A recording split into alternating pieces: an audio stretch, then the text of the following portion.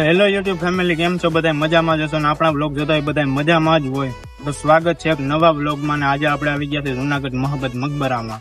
તો સૌ પ્રથમ પહેલા તો તમારે ટિકિટ લેવી પડે ને ટિકિટની પ્રાઇસ છે 20 રૂપિયા. તો આગળનું બધું તમને ઇતિહાસ કારીગર છે.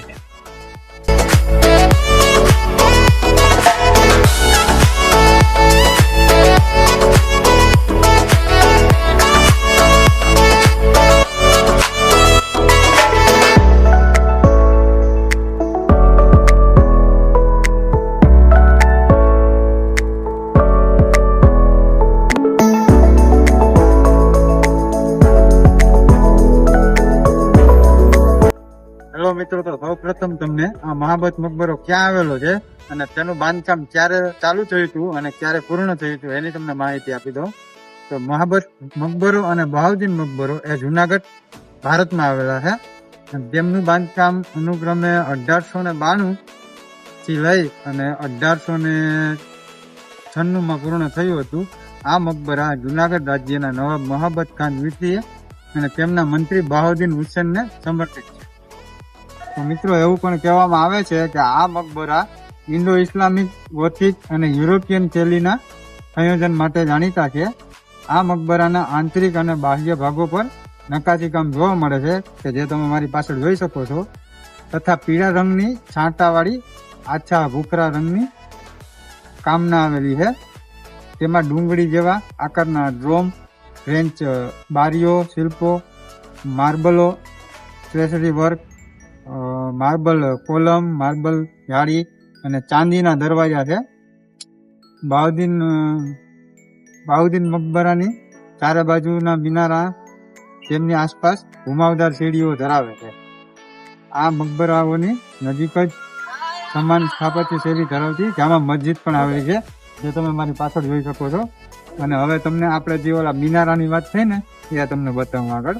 તો જોઈ ગયો, આ ચારે મિનારા છે એના. આ એક છે, એની પાછળ બીજો છે, આ સાઈડ એક ત્રીજો છે અને એક મકબરાની પાછળની સાઈડ આવેલો છે. એમ ચાર મિનારા આવેલા છે.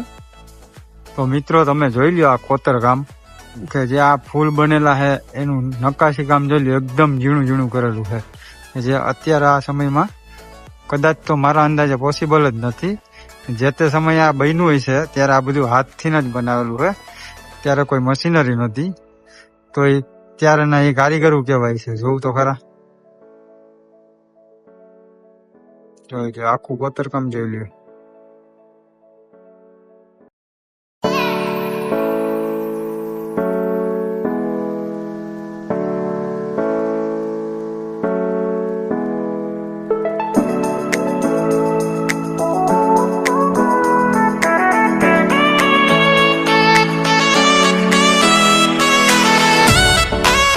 મિત્રો, આ રેનોવેશન પછીનું કામ જોઈ લ્યો તમે, જબરજસ્ત લાગે હો અત્યારે તો.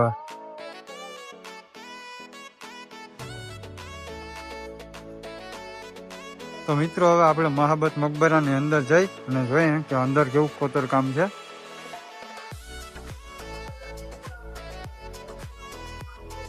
એન્ટર થતા જોઈ લ્યો આ બધું કોતર કામ તમે. મિત્રો, આ નકાશી કામ જોઈ લ્યો.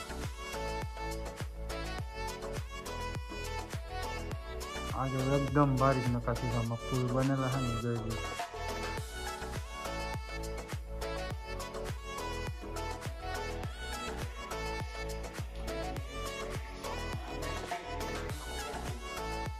તો મિત્રો, અહીંયા કંઈક લેખ લખેલો છે કે જે ઉર્દુ ભાષા કદાચ કહેવાય. હા, જોઈ લો કામ.